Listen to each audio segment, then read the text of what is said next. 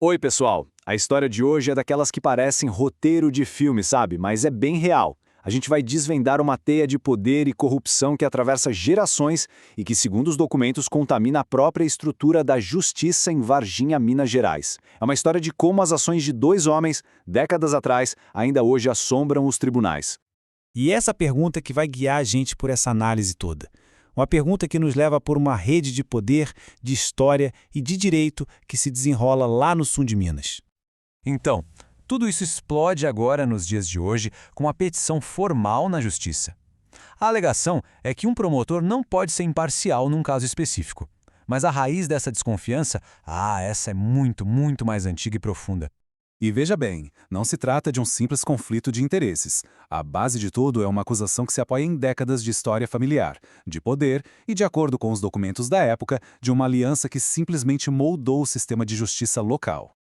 Aqui a gente consegue visualizar bem como essa estrutura de poder funcionava. De um lado, a família Rezende, com a força política na figura do deputado Morvan. Do outro, a família Vani Benfica, com o poder dentro do judiciário, com o juiz Francisco. Eram duas esferas que, segundo as fontes, operavam numa simbiose perfeita. Uma mão lavando a outra por gerações. Pois é, para entender o que está acontecendo agora, não tem jeito. A gente precisa voltar no tempo, lá nos patriarcas, que, de acordo com dossiês da época, deram pontapé inicial em tudo isso. E o apelido que eles ganharam na época já diz tudo, né? Olha só isso. A dupla do terror. Esse termo, tirado de jornais daquele período, não era um exagero, não. Ele refletia o medo e o controle que essa aliança realmente exercia sobre a cidade de Varginha. E o esquema deles, segundo os documentos, era de uma eficiência assustadora. O juiz Benfica batia o martelo decidindo os casos, e o deputado Rezende era quem trazia as causas. Juntos, eles criaram um ciclo fechado de influência. Para eles, a vitória era praticamente garantida. Para os outros, bom, restava a derrota ou uma espera sem fim. Tá, mas e as provas? Existem provas concretas disso? Existem, e elas vieram à tona numa investigação sigilosa feita durante o regime militar. E olha, isso aqui não era a fofoca da cidade. Foi a conclusão de uma investigação federal, gente. A frase é pesadíssima. Indigno do cargo que ocupa. Um veredito demolidor sobre a conduta de um juiz. Aqui a gente tem a anatomia do crime passo a passo. Foi uma violação descarada da lei. Um juiz comprando bens de um processo que estava sob o seu próprio julgamento. E o detalhe mais impressionante: quem redigiu o documento ilegal foi justamente o seu parceiro, o deputado, amarrando os dois patriarcas no mesmo ato ilícito. E tinha dinheiro envolvido, claro. 50 mil cruzeiros na época, com potencial de chegar a 100 mil. Isso mostra que não era só poder pelo poder. Havia um incentivo financeiro bem claro por trás da corrupção.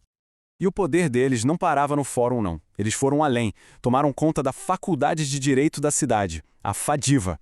Os documentos da investigação descrevem a instituição como um patrimônio de família, usada como base para outros negócios e para consolidar o domínio na formação dos futuros advogados e juízes da região. Agora, talvez o caso mais chocante seja este. Segundo os dossiês, o juiz Benfica usou seu poder para simplesmente engavetar uma investigação policial seríssima sobre corrupção de menores.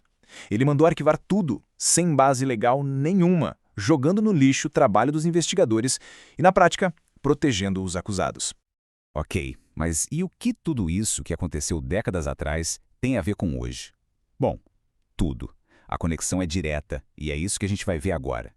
Essa linha do tempo ajuda a gente a conectar os pontos. Começa lá em 66, com a fundação da Faculdade de Direito, passa pelos anos 70, com os dossiês que documentam a corrupção, e chega até os dias de hoje, com os filhos interagindo nos mesmos espaços que os pais criaram. A corrente aparentemente nunca se quebrou. Então, essa aliança não ficou no passado, não é só uma história velha, ela é real, hoje. Os filhos dos patriarcas, que hoje são promotor e advogado, continuam aparecendo juntos publicamente em eventos da mesmíssima fundação que os pais criaram. E exatamente essa proximidade que levanta as dúvidas sobre a imparcialidade no caso atual. E é aqui que a gente chega no que a fonte dessa história chama de câncer estrutural. É uma imagem forte, né? Mas quando a gente olha para essa história toda, ela começa a fazer sentido. O argumento legal hoje é bem interessante. Não é sobre provar que um novo crime aconteceu. mas sobre um princípio do direito chamado teoria da aparência de imparcialidade. A ideia é bem simples. Não basta a justiça ser justa, ela precisa parecer justa para que as pessoas confiem nela. A alegação é que esse legado histórico, essa proximidade toda, torna impossível essa aparência de neutralidade. No fundo, o que essa história toda escancara é a impunidade. Como o sistema lá atrás não puniu os patriarcas, ele permitiu que essa influência se infiltrasse, se enraizasse na própria estrutura do poder, um legado tóxico que foi passado adiante. E a gente fica com essa pergunta no ar, né? Uma pergunta que fica aí ecoando. Quando o poder vira herança, será que a justiça consegue mesmo ser cega? Ou será que a balança já nasce inclinada pelo peso da história? Fica aí a reflexão. A gente se vê na próxima análise.